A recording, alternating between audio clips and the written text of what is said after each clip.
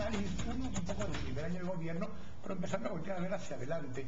Y cerrábamos un poco hablando de esa falta de liderazgo en sí, de López Molina, haciendo la salvedad de que no ha tenido el desgaste. Y es algo curioso, porque lo mismo pasó con Álvaro Colom. Cuando uno veía las encuestas, Álvaro Colom salía relativamente bien aceptado por la población. Su gobierno se veía mal, pero Álvaro Colom en lo personal no tenía una mala imagen, incluso al final de los 4 años de gobierno. Nunca confrontó, nunca peleó. Otto Pérez Molina sí ha tenido algunas confrontaciones, ha tenido que asumir algunos roles, pero teníamos que poder comprender también que hay una diferencia de cómo era percibido en el área rural a cómo era percibido en el área urbana y las exigencias diferentes que hay de cada uno de esos territorios. Pero yo también quería agregar un poco un tema adicional. Se empieza a ver ya un poco una transición generacional. Mencionábamos algunos de los ministros. El mismo Alejandro Sinibaldi en Comunicaciones, la misma ministra de Educación. Varios de los ministros son ya de una siguiente generación. No son de la generación del presidente, son la mayoría de ellos menores de 50 años, la mayoría de los ministros. Empieza a haber una transición porque todos los presidentes que hemos tenido en la era democrática tienen hoy por hoy de 50 años para arriba, son de esa generación. Hoy en este momento tenemos ya muchos ministros o viceministros que son de entre 25 y 40 años. En esa siguiente etapa. Yo diría que los presidentes arriba de los 60, Kike. Pero te decía, además, por poner un parámetro como mínimo, son todos de la generación que hoy tiene 50 años, que en Estados Unidos se llamaría la generación del baby boom, que son los que nacieron antes del 60, 62, por ahí.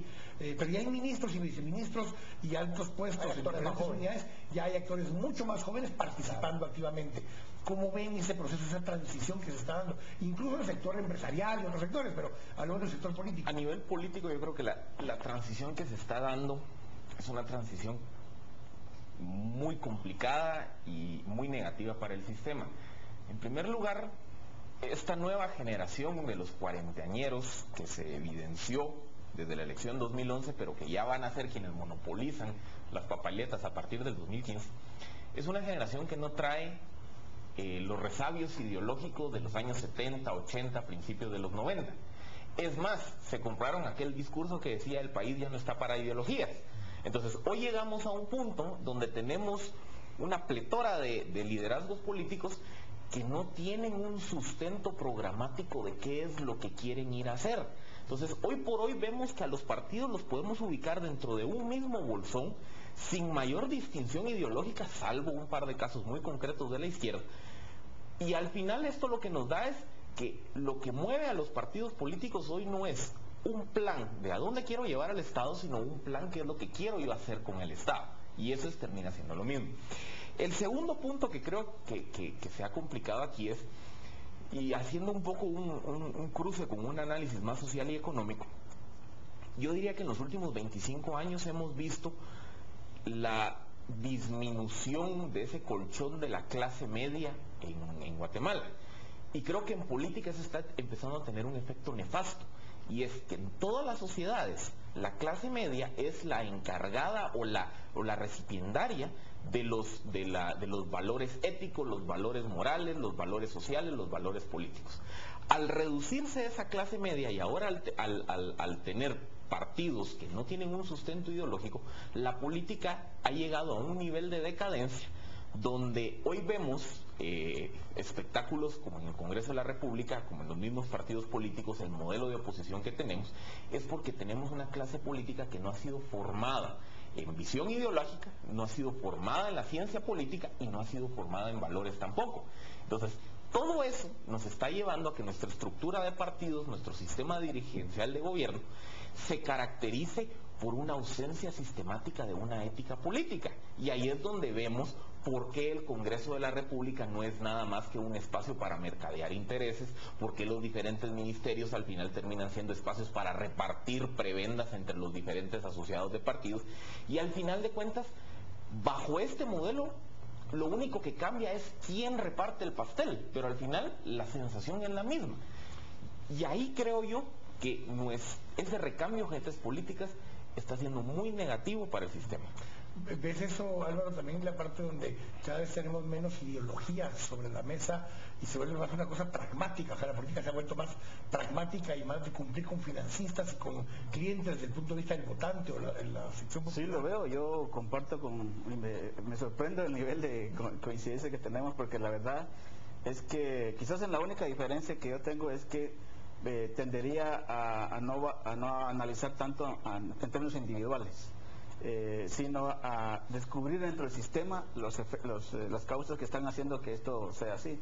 Yo arranco la descomposición del sistema democrático guatemalteco desde el autogolpe de Estado del presidente Serrano, y de ahí las reformas constitucionales del 94, y más adelante el proceso de neoliberalización del Estado, que traía consigo todo este programa desideologizador, de pulverización de los partidos políticos, de incremento del individualismo a ultranza, y de achicar el Estado hasta dejarlo en trapos de cucaracha, y hoy tenemos lo que tenemos por eso. Y la generación que está gobernando... Como un propósito de ciertos sectores. Quizás no era un propósito deliberado hacer, digamos, pulverizar todo, sino que era la ideología que estaba dominando por el consenso de Washington, que aquí las élites se lo compraron a cual más fundamentalista. Y hoy a las élites empresariales les toca competir con gente que pone alto su cuota de mejor postor, ¿verdad? Y Manuel Cabalmente, justamente en esa línea que dice Álvaro, pero regresando al tema de mucho más participación activa tuya hacia más atrás, pero incluso de familia, sí. Porque tu familia ha sido una familia de política, donde viviste toda la etapa liberacionista, viviste toda la etapa primera del enfrentamiento armado como familia, con víctimas tanto por culpa de la izquierda como la derecha, del ejército, de la guerrilla, o sea, todo este proceso lo viviste, pero las generaciones ya de la edad de Philip para acá, esto no lo vivieron, y no vivieron esa ideología de la misma manera que se ve hoy. Hoy la política la ven diferente muchos. Bueno, hay tanto que decir de esto, pero voy a tratar de resumir algo. Nuestro país entra en una confrontación político-ideológica en los años 50, muy fuerte, que tampoco fue accidental, sino fue consecuencia de una guerra fría que estaba afectando al planeta. Estaba calentando al planeta en esa época. El calentamiento global era ideológico en ese entonces. Los que nacimos en los años 50, en los años 70 éramos jóvenes y no podíamos expresarnos. Ni pensamiento de izquierda, ni pensamiento de derecha, porque había un autoritarismo que marcaba y que no permitía pensar. Aquí se podía sobrevivir, pero si alguien venía a hablar de derechos humanos, de derechos de pueblos indígenas, de igualdad social, de tenencia de la tierra, el que viniera a hablar de eso tenía tres posibilidades: el encierro, el destierro o el entierro. Nadie podía pensar, porque habían élites poderosas, gobiernos militarizados que le ponían un freno a la libertad de opinión, un freno a la libertad de pensamiento, un freno a cualquier expresión de sentimientos. En esas condiciones crecimos los que estábamos haciendo política. Yo empecé a hacer política en los años 70. Pero veíamos esa polarización. Bueno, luego se fue abriendo una posibilidad, se vio un amanecer democrático, se empezaron a defender posiciones en 1984 muy valiosas para llegar a tener una constitución política de la República de Guatemala que fuera nuestro gran pacto, y que lográramos que los hermanos guatemaltecos que estaban alzados en armas fueran entendiendo que sí podíamos convivir en democracia. Y claro, teníamos que llegar a acuerdos, llegar a negociaciones, llegar a entendimientos. Y eso implicaba ceder posiciones. Fíjate que más que ceder, implicaba acordar, porque sencillamente queríamos lo mismo, expresado con distintos lenguajes. Ahora, los poderes reales del país que siguen existiendo, esos poderes reales encontraron a principios de los 90 una corriente, una tendencia como la que mencionó Philip. Vamos, y decías también tú, hay que reducir el Estado. Y salían a hablar públicamente de reducir el Estado. Yo no sé cómo, si partiendo del territorio, mandando de mojados a media sociedad, yo no sé cómo, porque confunden Estado con gobierno. Ellos querían reducir a su mínima expresión al gobierno, porque el gobierno no sirve, porque el gobierno es corrupto, porque los políticos son corruptos, pero los grandes corruptores estaban fuera del gobierno, esperando oportunidades, esperando hacer sus grandes negocios, esperando desplazar a las clases políticas pensantes y empezar a crear los accidentes políticos que nos fueron creando. Los gerentes políticos. Claro, mira, es tan sencillo. Te financio tu campaña y me la devuelves con favores. te hago alcalde y me devuelves. Pero después se dan cuenta que ese constructor que hizo sus negocios con eso, puede ser alcalde. Y como es constructor y tiene 4 pick-ups y tiene dinero, quiere ser alcalde. No tiene ningún compromiso con su comunidad, no tiene ningún buen nombre, pero igual el diputado. Yo puedo ser diputado, llego al Congreso. Y de la misma manera, tengo que decirlo con mucha pena, los mismos candidatos presidenciales tenían que encontrar esos grandes padrinos para poder llegar, porque si no los tienen, no llegan. Y entonces entran los otros factores, la televisión, el dinero que les dan en Guatemala para hacer sus campañas, en fin, toda la financiación que al final de cuentas se convierte en algo. Te financio tu campaña y me pagas con favores. El clientelismo partidario que ha venido a aniquilar los partidos políticos. Se volvió una especie de mercantilismo político. Lo más triste de esto es que, aunque ya sabemos que eso está ocurriendo y todo el mundo lo sabe, hay una reforma electoral allí que está pendiente y que el mayor obstáculo en este momento es el Partido Patriota. El que mayor está demostrando que hay una corrupción, que persiste la corrupción y sigue certificando que el sistema está corrupto, es el gobierno actual. Y la bancada del partido oficial lo que está haciendo es dinamitar la reforma electoral y haciendo que se quede todo como está. Hay una cosa que ahorita mencionaba Manuel, él habla de los factores de poder.